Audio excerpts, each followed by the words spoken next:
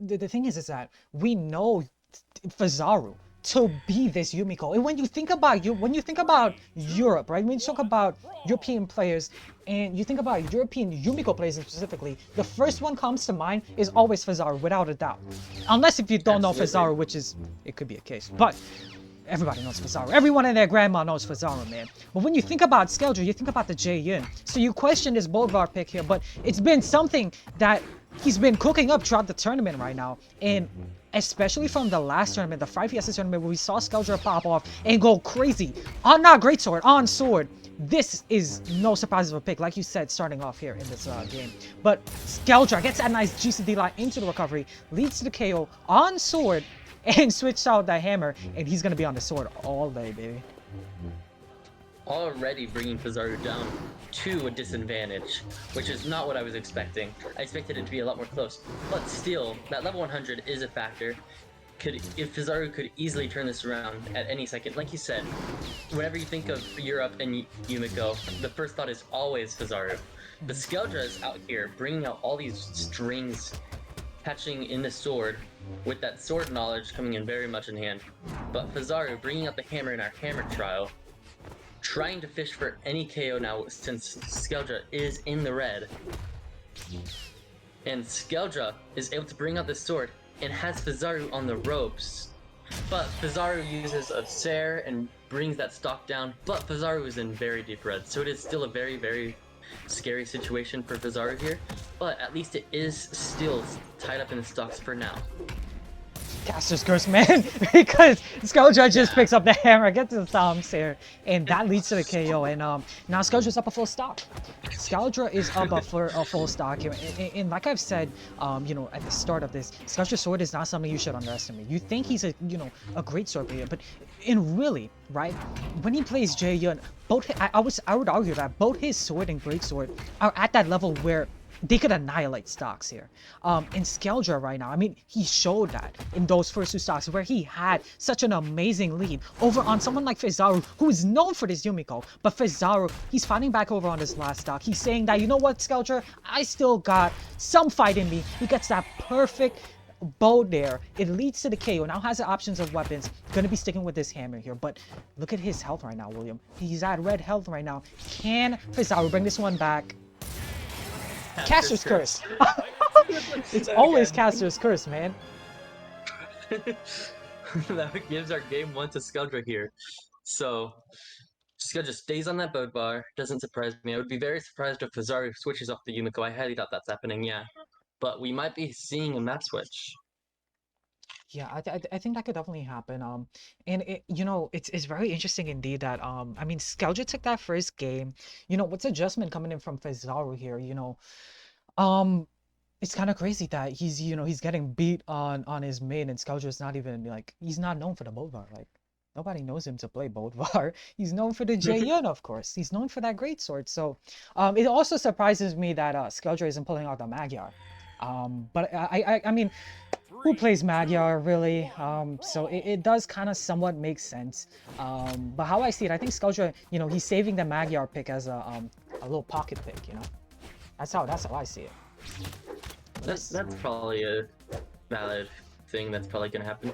But something I did notice is that we had a map switch. Fezaru purposefully left the 3 maps with like the most platforms out here, and so we got Miami Dome. So let's see if these platforms that Fezaru chose and wanted to have helps the gameplay at all. So far, been doing some pretty good damage on Skeldra. It's more tied up than last time, but Skeldra with his sword is still very, very scary. Yeah, indeed. And you know, like kind of like we saw in the first game, that sword kind of controlled and set the tone for the rest of that game number 1. But here in game number 2, it's looking pretty much even here between Fezaru and Skeldra. But Skeldra does have hammer in hand. He gets his stomps here, and it leads to the KO. But now he has options of weapons, and I think he's going to be swapping out the hammer, sticking it on the sword, you know, for the little bits of life that he has left here in his first stock. He's looking to build himself a lead here, which is a very good strategy that he's doing, you know. But you know, he has his sword. He still makes it back though. But for Fezaru, he needs to capitalize as quickly as possible on Skeldra, because you don't want to be, you know, leaving Skeldra to be, you know, just holding this first stock. and just getting all this extra credit right now, like he is doing. You want to get him out of here as quickly as possible. And just as I say that, he gets a recovery. It leads to the KO. Stocks are tied up, but the damage lead, once again, it's in Skeldra's favor. But, oh my goodness, Fezaru, cook up! Cook up! He's cooking up! Oh my goodness. Very good play from Fezaru there, using the weapon throws to the advantage. But Skeldra is answering back quickly with these hammer, bringing in, trying to get this KO, to get it down, get Fezaru down to 1 stock. And completes that mission. So Fezaru is now down on the last stock, but Skeldra, after that very good play from Fezaru last stock, is on pretty... It's not healthy, but it's also not super damaged, so Fezaru could easily turn this around. Yeah, most definitely. But Skeldra pulls out the sword, and Caster's curse is real. Yeah, I mean, it doesn't only apply to when you get KOs, it also applies. It's just, you know, the damage in general. But, man, this sword is really controlling stage right now. You know, Fezaru, he went for Yumiko special there, that GC side stick to come back to stage. And Skeldra had it scouted, man. He was like, you know what, man, I did my research against you. And he gets a DC like into recovery and at least to the KO.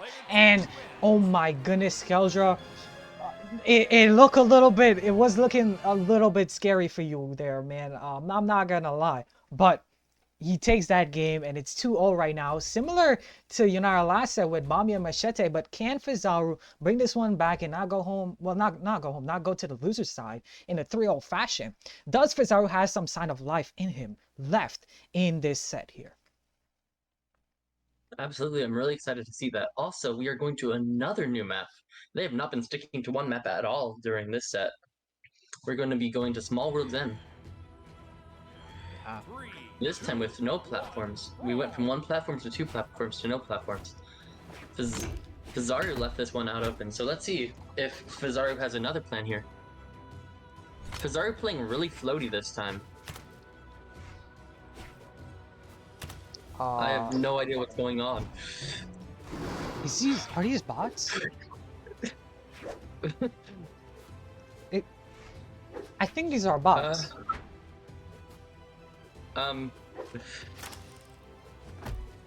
Are these both bots? No, wait, no, this is Skeldra. Skeldra's here. Fezaru's a bot. Fezaru's a bot. Oh. Okay, I think we're resetting. Okay, he did disconnect. Yeah. So it's fair. Okay, he did disconnect. You know, it would be kind of bad to, you know, call that the 3-0. It would be kind of bad. I had no idea what was happening there. Yeah, okay, chat. You know, false alarm. Okay, we're going back to Small World's End again. Yeah, you know, it's an online setting. Things happen, you know. We're just gonna redo this match. You know, nothing happened that last game. This is a game 3, folks. This is game 3. Score is still 2-0. Let's get into it. 3, 2, 1,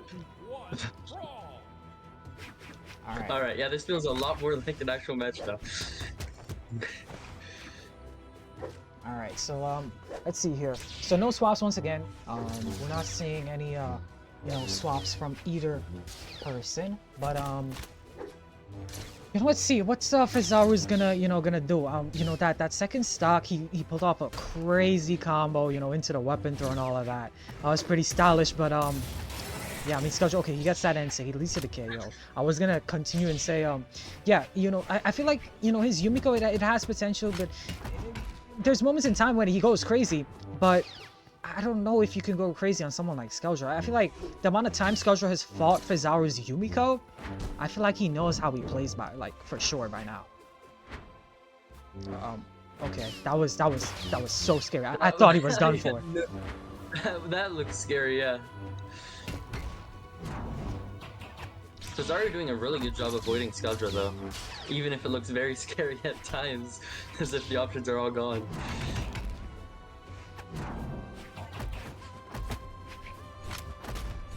Yeah, and right now, I mean, the stock count is towards Skeldra's favor here, and you know, maybe Fezaru was lagging. That's why he disconnected or something that game. So I don't know if there's maybe connection issues going on with Fezaru at the moment, but Skeldra low-key kind of just saved him, I think.